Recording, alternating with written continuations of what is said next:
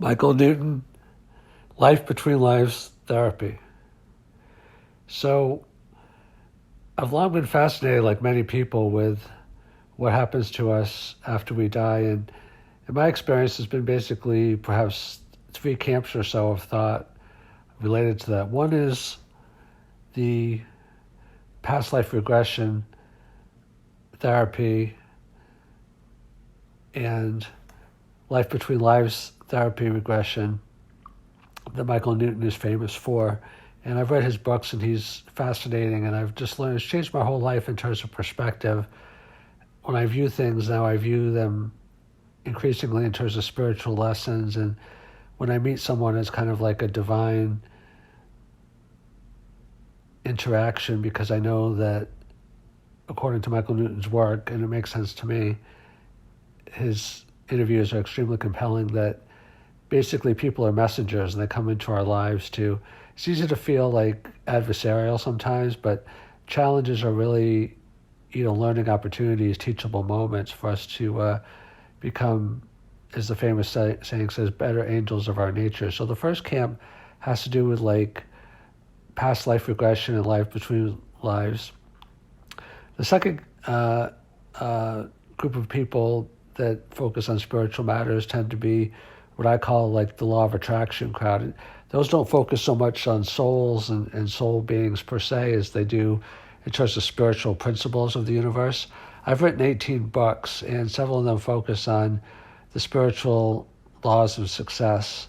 And some people have called me the Napoleon Hill of today, because my style is, I think, and other people have said, very much the style of Napoleon Hill in terms of like how the mind creates our reality, and is famously said that as a person thinks, so they are. Even the Bible says, as within, so without. So my background is in psychology. I was a therapist for a number of years, not a past life therapist, but a regular, therapist. And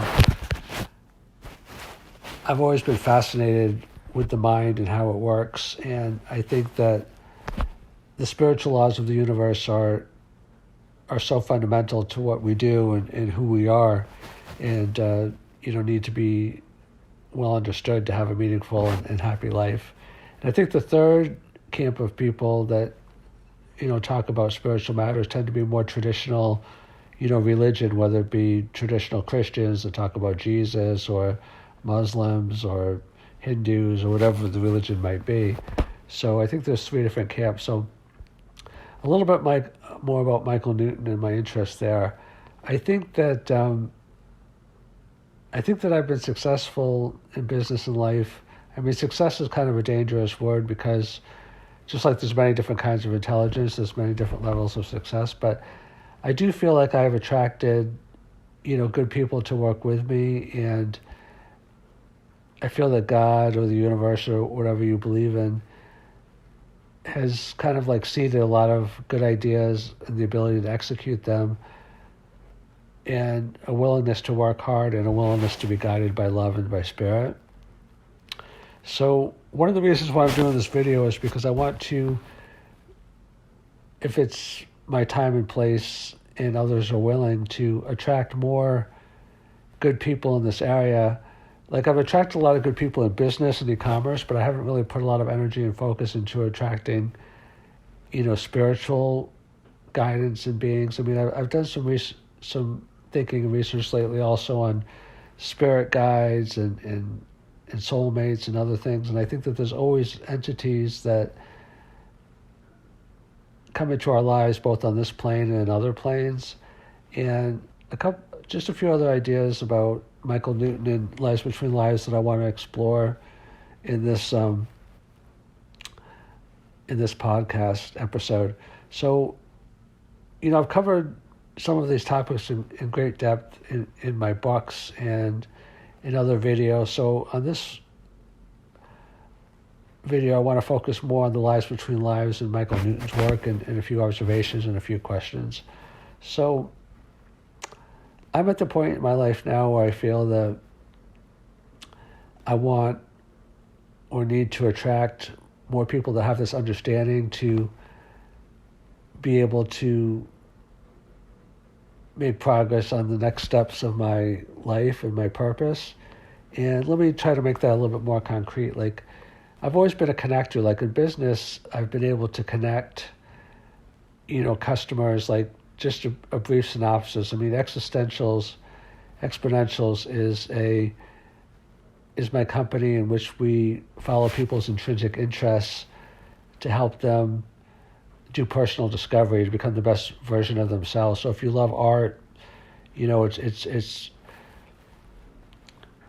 an incredible experience to find more information on that. If you like sports, if you like health, if you like, we focus on certain verticals, and then we use AI to link e-commerce to it. So the whole idea is that, rather than bombarding people with advertising, that they don't want, there's all kinds of ad blockers, just follow people on their inherent interests, like the things that you love. Like nobody has to tell you to spend time with your kids or your family, if you enjoy doing that, or nobody has to tell you to spend time or be interested in your passions and your hobbies and the things that you love to do because you just love to do them.